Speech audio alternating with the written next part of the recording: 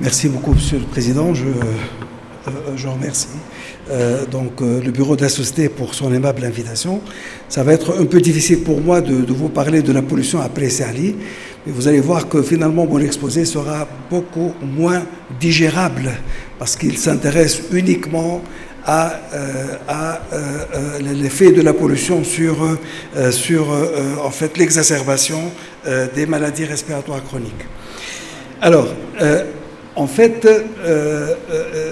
c'est un schéma que vous avez vu. Donc, vous savez qu'en fait, selon l'OMS, la pollution atmosphérique est un des plus grands risques environnementaux pour la santé.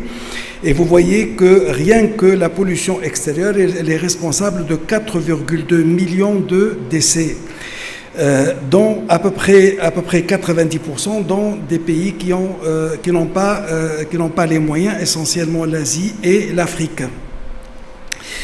Le coût sanitaire, selon les Nations Unies, c'est à peu près 1 000 milliards de dollars par an. Vous voyez un peu l'importance. Alors, les causes de décès sont essentiellement les maladies vasculaires, mais aussi les infections aiguës des voies aériennes, la BPCO et les cancers du poumon. Donc notre spécialité elle est bien en fait concernée par ces effets. Alors, selon l'Organisation mondiale de la santé, donc en 2019, 99% de la population mondiale vit dans des endroits où les normes de l'OMS relatives à la qualité de l'air n'étaient pas respectées. Alors, si on voit par exemple dans les pays plutôt développés, vous voyez que les chiffres sont faibles et entre l'année 2010 et 2019, il y a même une amélioration des chiffres. Maintenant, si vous voyez dans les autres pays, les chiffres sont élevés et ils restent élevés après une période de 9 ans. Alors, je ne vais pas parler des sources de la pollution qui ont été bien expliquées. Je voudrais juste ajouter les sources naturelles, c'est-à-dire les volcans, les feux de forêt ainsi que l'érosion. Mais bien sûr, ça reste essentiellement les moyens de transport et puis l'industrie. Alors, lorsqu'on parle des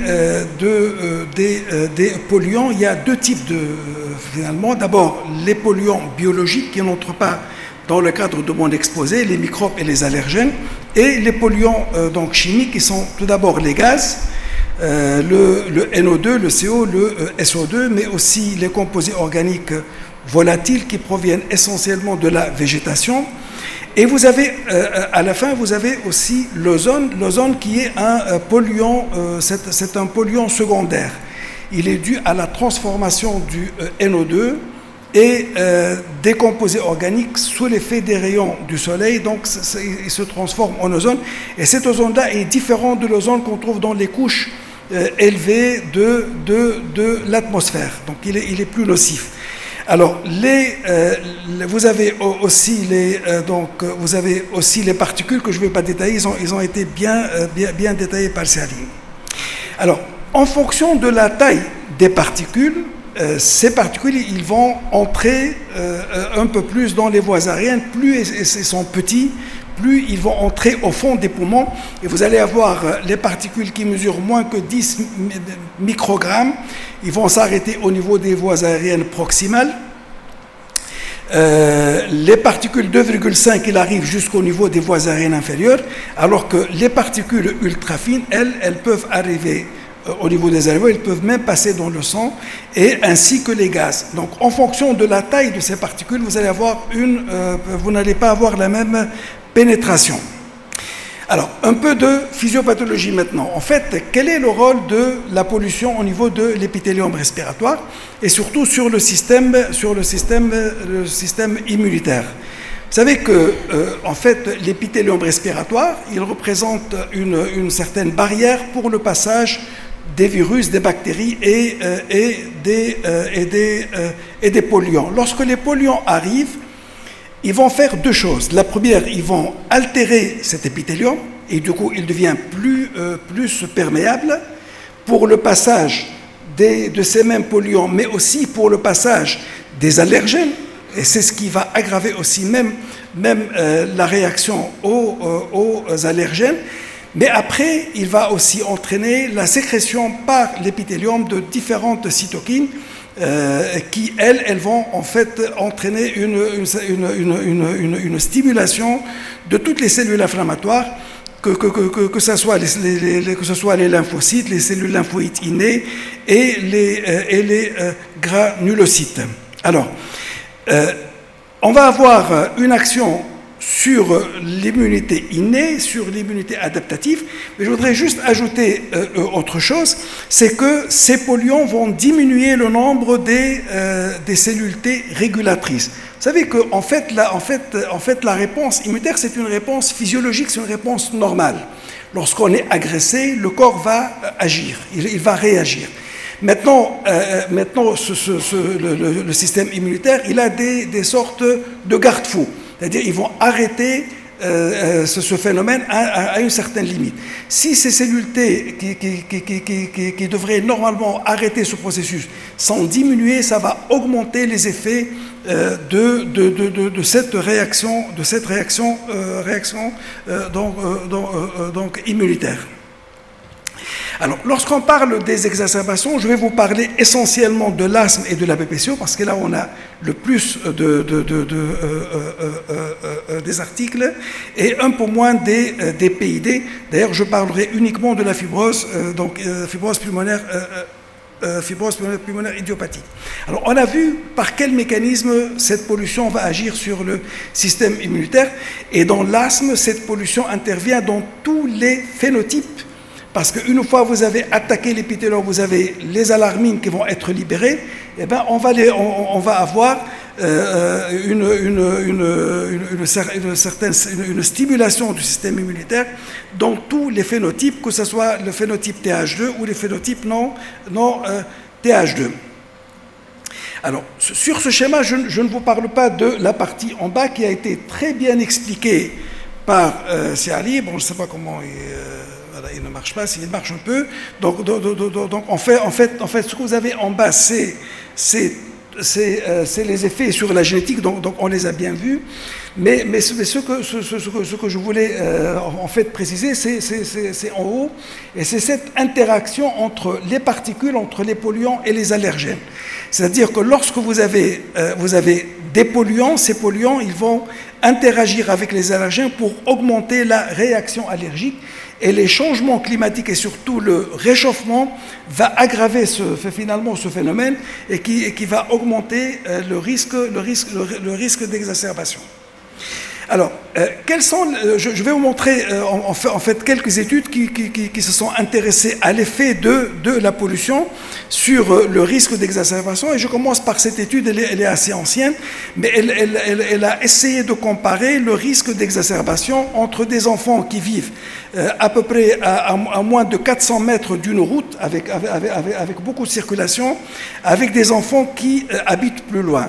Alors, cette étude a montré que lorsqu'on habite près des routes, eh ben, on est plus symptomatique de point de vue asthme, on a un risque d'hospitalisation plus important et on a un risque plus important aussi d'être admis en réanimation.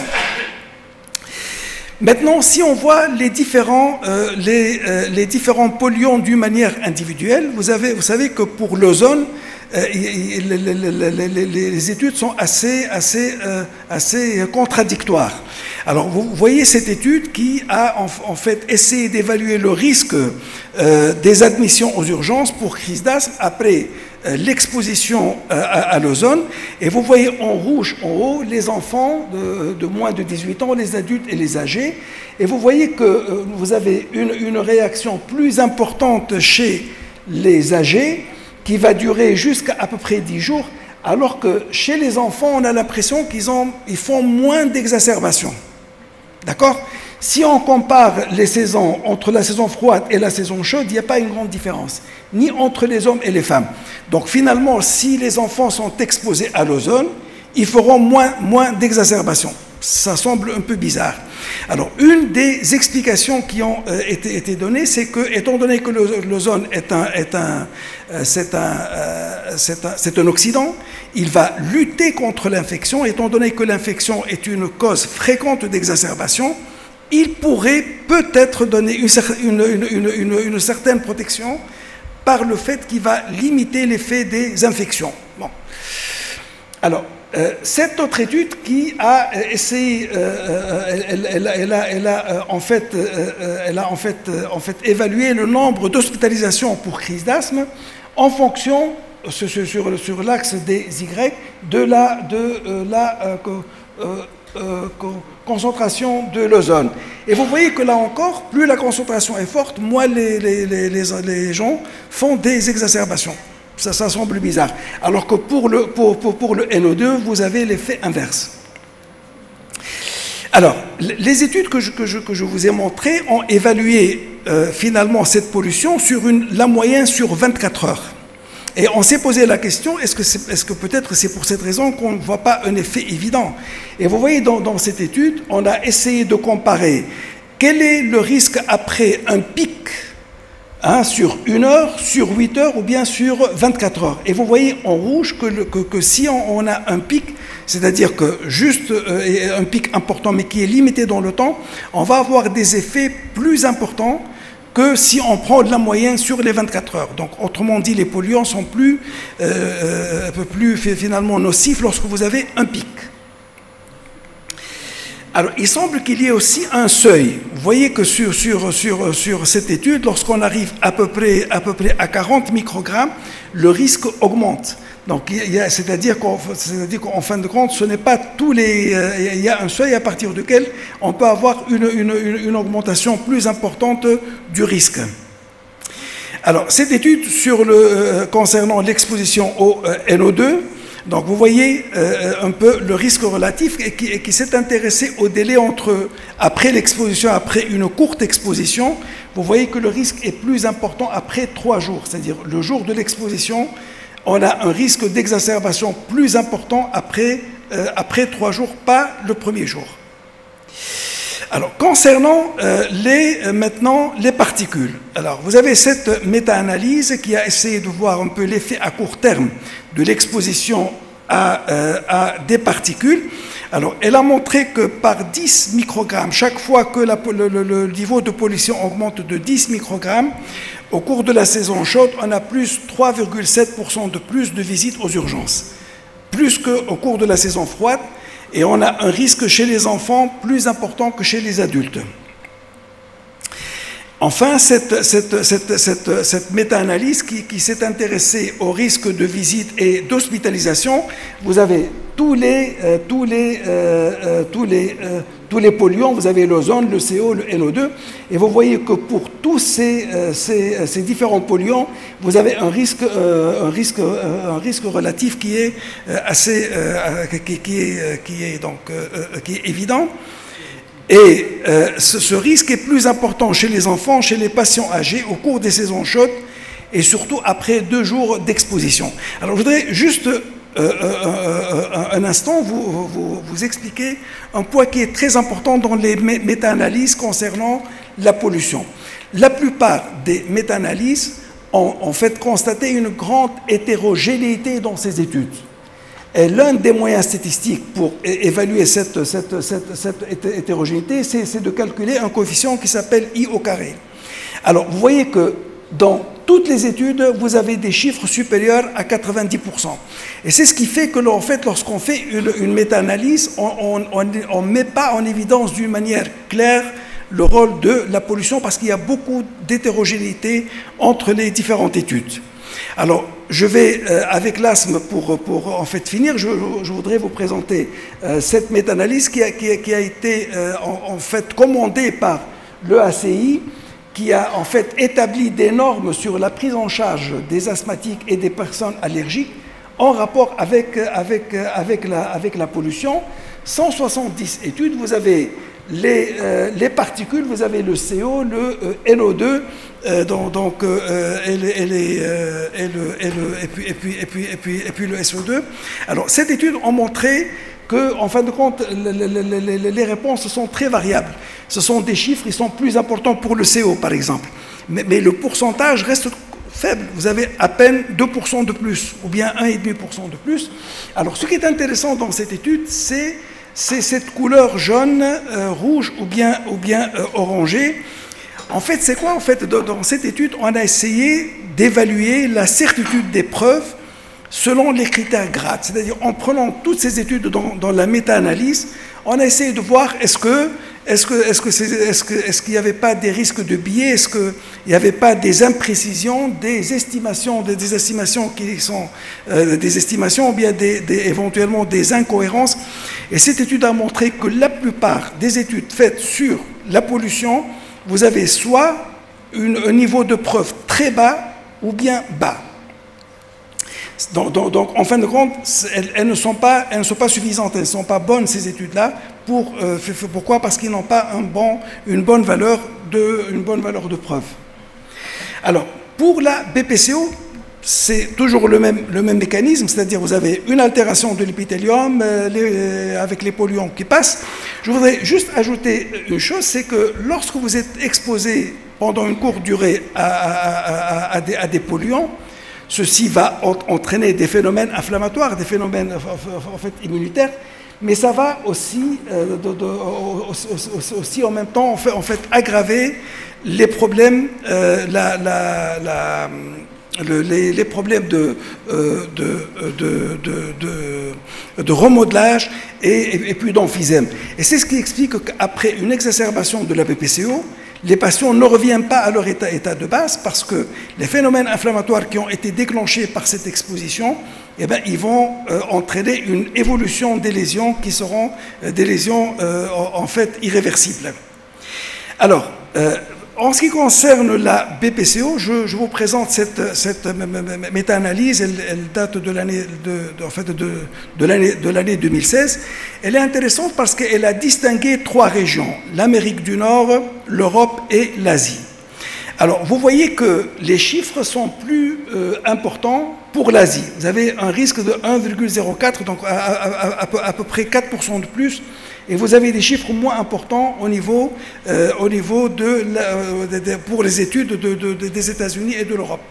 Et vous voyez, en fait, à droite, vous avez le niveau de la pollution par rapport aux normes de l'OMS. Donc, en fait, vous voyez que dans la région Asie, vous avez des chiffres de pollution plus graves. Et peut-être c'est ce qui explique le fait que les chiffres sont plus importants en Asie. Alors, vous avez pour le CO aussi la même chose. Et pour le CO, c'est plus intéressant. Pourquoi? Parce que si on voit les chiffres de la pollution, vous allez voir que les chiffres sont très bas dans la partie à droite par rapport aux normes. Donc, il n'y a pas beaucoup de CO et pourtant, la réponse est très importante à cette pollution. Alors, avec l'ozone aussi, le SO2, le NO2, donc on a à peu près toujours un chiffre à peu près de 2 à 3%, avec toujours des chiffres plus importants en Asie. Alors, enfin, cette étude qui s'est intéressée au risque à court après une courte exposition. Alors, cette étude, qu'est-ce qu'elle a montré? Elle a montré que pour les gaz, en fait, l'association, elle est très précoce pour les gaz, c'est-à-dire J0, J1, alors que si vous voyez pour les particules, on a plus d'effets après 3 jours. Et si on voit l'effet sur une période plus longue, hein, cette étude, elle montre que l'effet, il est plus important après 12 jours. Vous voyez une certaine discordance entre les études. Il y a des études qui vont vous dire que c'est essentiellement les 3 premiers jours. Il y a des études sur une durée plus longue qui ils trouvent finalement un délai plus important. Alors, il y a un effet plus important pendant la saison chaude chez les femmes et chez les personnes âgées. Alors, je vais finir concernant la fibrose. Vous savez, on sait très bien que pour la fibrose, le rôle de l'environnement est très important. Et cet environnement qui peut éventuellement déclencher cette cascade inflammatoire, mais surtout de fibrose, il peut être exagéré par une exposition aux polluants. Et vous voyez sur ce schéma, au cours d'une exacerbation aiguë, ce que vous voyez à droite, vous allez avoir des cellules inflammatoires, vous allez avoir de l'œdème. Mais après cet œdème pendant la période aiguë, vous allez avoir une aggravation, comme la BPCO, des phénomènes de la fibrose, et ça va aggraver la fibrose. En fait, pour la fibrose comme pour la BPCO, après une exacerbation, il y a souvent une aggravation des lésions et de la maladie. Alors, cette étude qui a été en fait présentée par Siali, donc sur le risque de l'ozone, sur le risque en fait d'exacerbation au cours de la fibrose après exposition. Alors cette étude, elle a été présentée par Siali, elle trouve que uniquement pour l'ozone et pour le NO2, donc on a un effet. Alors que dans une autre étude, on trouve toujours l'ozone, alors que pour la mortalité, c'est essentiellement les particules qui peuvent augmenter qui peuvent augmenter le risque. Bon, j'ai presque fini. Donc en fait, pour finalement répondre, vous avez les normes actuellement établies par l'OMS et par l'Union européenne. Je voudrais juste ajouter une chose, c'est que les normes de l'année 2021, ils sont plus stricts que les normes de l'année 2005. Pourquoi? Parce qu'on s'est rendu compte qu'avec les chiffres qu'on avait initialement, ce n'était pas suffisant. Et si vous voyez sur la colonne verte, les chiffres ils sont plus stricts, ce qui n'est pas le cas pour l'Union européenne qui donne finalement des chiffres plus élevés. Donc ils sont moins exigeants. Alors, les différentes politiques, donc évidemment, ça a été expliqué sur les énergies renouvelables, les transports, je ne vais pas donc en discuter. Alors, par contre, est-ce qu'il y a des mesures à prendre chez les patients à risque? Oui, évidemment, c'est essentiellement l'information sur les niveaux de pollution, l'exclusion des activités extérieures, ça a été bien expliqué par notre ami docteur Roaz. L'utilisation des masques, etc. Donc tout ça, a été bien expliqué. Je voudrais juste vous montrer cette étude. Quel est l'effet finalement si on applique ces règles pour réduire le risque de la pollution? Est-ce que ça donne un effet? Vous voyez cette étude qui a été faite, c'est une étude coréenne. En 2007, la municipalité de Séoul a pris des mesures assez drastiques pour limiter la pollution. Alors vous voyez en bleu la courbe concernant les particules et puis le NO2, et en rouge vous avez une autre ville où on n'a pas appliqué ces mesures. Vous voyez que le niveau de la pollution a bien diminué avec le temps. Si on voit au niveau du nombre de visites à l'hôpital, on a estimé que dans la population générale, ces mesures ont diminué à peu près de 11,3 dans la population générale le risque de visite à l'hôpital. Et chez les jeunes, cette valeur est encore plus importante, elle arrive jusqu'à 15,5%.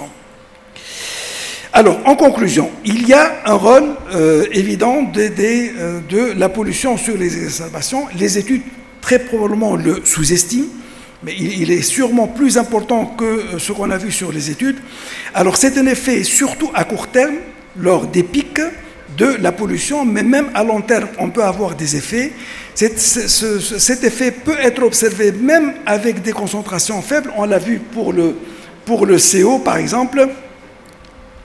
Il est nécessaire de faire des études pour les autres études, parce qu'à part la BPCO, l'asthme et les PID, on n'a pas beaucoup de chiffres. Et la lutte contre la pollution atmosphérique doit faire partie des moyens pour limiter les exacerbations. Alors, il faut aussi faire des études. En fin de compte, les polluants, il n'y a pas que la pollution atmosphérique, il y a les autres facteurs environnementaux. Et en fait, lorsqu'on veut faire une étude pour évaluer, il faut bien tenir compte de tous les autres facteurs de l'environnement, de tout l'exposant finalement, pour bien situer la place exacte de la pollution atmosphérique dans la survenue des exacerbations, des maladies chroniques. Et je vous remercie.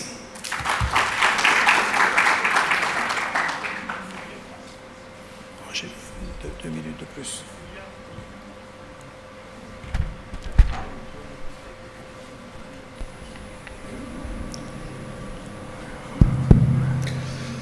Merci bien, professeur Cherfi, pour cette excellente présentation. Donc, faute de temps, 2 questions. Nous avons le symposium juste après. Oui.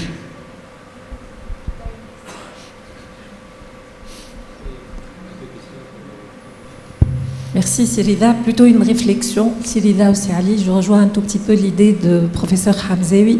Moi, je pense qu'on est au cœur du problème, nous les pneumologues. Il va falloir peut-être anticiper et élaborer un plan d'action, parce qu'on ne peut pas compter sur les autres. Et on a vu ce qui s'est passé lors de la dernière conférence des partis sur l'environnement, avec le dirigeant politique, principalement du grand pays qu'on connaît très très bien, les États-Unis d'Amérique.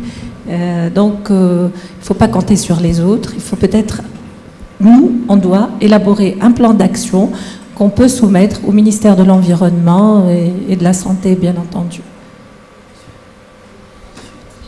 Oui. S'il n'y a pas de questions dans la salle, je vais me permettre d'en poser une. Est-ce que le réseau de surveillance de la qualité de l'air, du moins dans le Grand Tunis, est encore fonctionnel? Je pense que non. Hein? Non, il n'est plus fonctionnel. Il n'est plus fonctionnel. En fait, en sachant qu'en fait, il ne faut pas l'installer uniquement en plein centre-ville. Il faut le mettre, c'est-à-dire qu'en fait, dans les grandes villes, vous avez un certain nombre de stations à une certaine distance parce qu'en fin de compte, vous n'avez pas le même niveau en plein centre-ville ou bien un peu plus loin. Mais, oui, tout à fait. Oui. Tout à fait. Mais vous savez, à un certain moment, au niveau de l'Estéméra, on a voulu mettre en place une étude concernant la pollution au niveau de tout le pays. Nous n'avons pas reçu l'autorisation par le ministère de la Santé, mais en plus, ce problème de pollution concerne aussi bien le ministère de l'Environnement que le ministère de la Santé. Et donc, c'est réellement problématique, même sur le plan politique. Et la décision est difficile à obtenir. Et en plus, déclarer qu'une zone est très polluée a un impact politique très important. Donc, c'est un dossier qui ne veut pas, que les décideurs ne veulent pas ouvrir pour éviter les problèmes qui risquent